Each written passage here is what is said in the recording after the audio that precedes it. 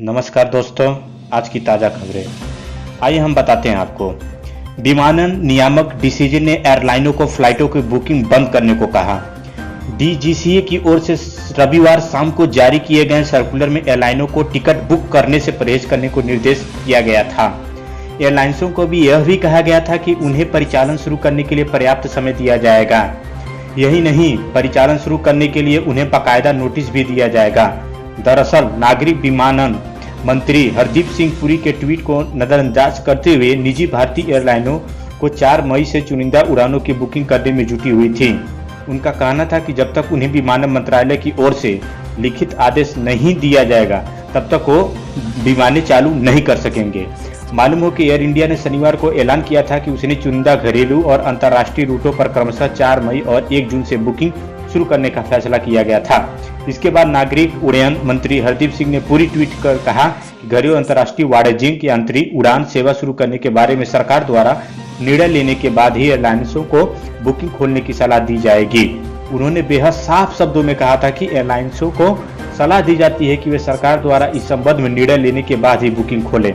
विमानन मंत्री के ट्वीट के बावजूद 4 मई से बुकिंग शुरू करने के बाबत पूछे जाने पर रविवार को विस्तारा और एयर एशिया इंडिया ने कहा कि अब तक उन्हें सरकार की ओर से कोई भी बुकिंग न करने के लिए में कोई लिखित आदेश नहीं मिला है। इस सिलसिले में हम मंत्रालय के नोटिस इंतजार करेंगे। हम 3 मई तक उड़ानें और बुकिंग बंद कर ही रखें, लेकिन 4 मई और उससे बाद की तारीखों के लिए बुकिंग स्वीकार कर रहे हैं। विमानन कंपनी का कहना था कि मंत्रालय की तरफ से जो भी सुनवाई होगी उसी का पालन करना होगा। आइए हम दूसरे अपडेट की तरफ चलते हैं। देश भर में कोरोना वायरस महामारी की वजह से पिछले महीने 24 मार्च से ही लॉकडाउन है। लॉकडाउन की वजह से दैनिक इस्तेमाल होने वाली चीजों की ही बिक्री हो रही है। माल, ई कॉमर्स साइट्स, दुकानें आज सभी बंद किए गए हैं। लॉकडाउन के दूसरे फेज में 14 अप्रैल को प्रधानमंत्री नरेंद्र मोदी जी ने घोषणा किया था कि 20 अप्रैल से जिन जगहों में कोरोना वायरस का खतरा नहीं है वहां कुछ चीजों के लिए लॉकडाउन में ढील दी जाएगी। पीएम मोदी के इस ऐलान के बाद e commerce site Flipkart, Amazon पर ऑनलाइन सामान की बिक्री शुरू होने की उम्मीद बनी थी, लेकिन गृह मंत्रालय ने साफ कह दिया है कि ई कॉमर्स वेबसाइट पर केवल जरूरी ही वस्तुओं को ही 20 अप्रैल से बेचा जा सकेगा। इसका मतलब साफ है कि smartphone, electronics item, fashion product आदि की बिक्री के लिए लोगों को 3 मई तक का इंतजार करना पड़ेगा। गृह मंत्रालय ने प्रेस विज्ञप्ति जारी करके कहा है कि लॉकडाउन के दौरान गैर जरूरी सामानों की बिक्री नहीं की जा सकेगी। इसके बाद से ऑनलाइन स्मार्टफोन खरीदने वालों को बार बार से भी मायूसी का सामना करना पड़ेगा। गृह मंत्रालय ने ई कॉमर्स कंपनियों के लिए ऑर्डर जारी करते हुए कहा है कि इन कंपनियों द्वारा इस्तेमाल किए जाने वाले वाहनों को लॉकडाउन के दौरान आवश्यक परमिशन के साथ आवाजाही करने का परमिशन दिया जाएगा। अमेजॉन और फ्लिपकार्ट जैसी ई कॉमर्स साइट पर राशन के अलावा smartphone, electronic item, computer, fashion products आदि खरीदा जा सकता है। गृह मंत्रालय द्वारा जारी आदेश के मुताबिक लॉकडाउन के दौरान ई कॉमर्स कंपनियां केवल दैनिक इस्तेमाल होने वाली वस्तुओं को ही बेच सकेगी। आइए हम नेक्स्ट अपडेट पर चलते हैं।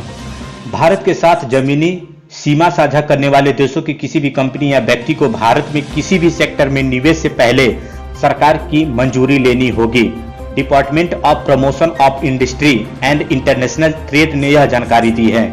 इस फैसले से चीन जैसे देशों से होने वाले विदेशी निवेश पर असर पड़ेगा। सरकार का यह फैसला बेहद अहम है। यह फैसला इसीलिए लिया गया है ताकि कोविड-19 की वजह से उत्पन्न नाजुक परिस्थितियों का फायदा उठाकर विदेशी कंपनियां घरेलू कंपनियों का अधिग्रहण न कर सकें। अब तक बांग्लादेश और पाकिस्तान से होने वाले निवेश के लिए सरकार की अनुमति की जरूरत थी। DPIIT की ओर से जारी प्रेस विज्ञप्ति में कहा गया है कि भारत के साथ जमीनी सीमा साझा करने वाले देशों की कोई कंपनियां नागरिक सरकार से अनुमति के बाद ही निवेश कर सकता है।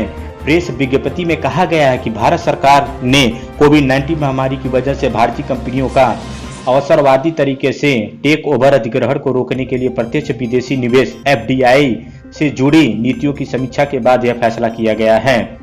नेंजिया एंडरसन LLP के निदेशक संदीप झुनझुनवाला ने कहा है कि चीन के टेक इन्वेस्टर्स ने एक आकलन के मुताबिक भारतीय स्टार्टअप कंपनियों में $4 अरब का नया निवेश किया है। उन्होंने कहा है कि पिछले कुछ साल में चीन की ओर से किए जाने वाले निवेश की गति को आप ऐसे समझ सकते हैं कि भारत की 30 में से 18 स्टार्टअप कंपनियों में चीनी निवेशकों का पैसा लगा हुआ है। झुनझुनवाला ने कहा कि अपनी टेक्नोलॉजी इकोसिस्टम को सुरक्षित रखने के लिए यह सही समय पर उठाया गया फैसला सही है। आइए हम नेक्स्ट अपडेट की तरफ चलते हैं। कोरोना वायरस कोविड-19 को मात देने के लिए पूरी दुनिया के वैज्ञानिकों ने वैक्सीन बनाने में लगे हैं। इन्हीं में से एक हैं प्रयागराज के रहने वाले फराज जैदी, जो अमेरिका के फिलाडेल्फिया स्थित विस्टर्न इंस्टीट्यूट में टीम का हिस्सा है। इस लैब में बतौर प्रोजेक्ट मैनेजर फराज समेत 25 वैज्ञानिक की टीम शामिल है। राहत भरी खबर यह है कि इस टीम ने जो एक वैक्सीन तैयार की है वह चूहों और बंदरों पर कारगर साबित हुई है। सब कुछ ठीक रहा तो जल्द ही इस वैक्सीन पर मुहर लग सकती है। वैज्ञानिक फराज जैदी के मुताबिक किसी वैक्सीन को तैयार करने में कई वर्ष लगे जाते हैं, लेकिन कोरोना जैसी वैश्विक महामारी की भयावहता को देखते हुए हम लोग दिन रात लैब में ही काम कर रहे हैं। कोविड-19 वायरस को मात देने के लिए जनवरी में ही टीम वैक्सीन बनाने में लगी गई थी। तैयार वैक्सीन का एनिमल्स ट्रायल भी हो गया था। इसमें कई स्टेज होते हैं। फेज 1 में यह वैक्सीन चूहों पर दी गई जो सफल रही थी। फेज 2 में भी बंदरों पर भी इसका प्रयोग किया गया था जो सफल था। फराज जैदी के अनुसार 6 अप्रैल से इस वैक्सीन का ह्यूमन ट्रायल शुरू हो गया था, जिसमें 260 वॉलंटियर शामिल किए गए थे। इन दोनों वैक्सीन को लगाई गई थी। कुछ सप्ताह बाद इन सभी के ब्लड लेकर टेस्ट किए जाएंगे कि यह वैक्सीन उनके शरीर में किस तरह का प्रभाव डाल रहा है। इस पूरी प्रक्रिया में अभी 1 से 2 वर्ष तक का समय लग सकता है। फराज के बारे में आइए हम थोड़ा जानते हैं। फराज जैदी का जन्म प्रयागराज के करेली में हुआ था। इनका पैतृक घर फूलपुर तहसील के कपसा में है।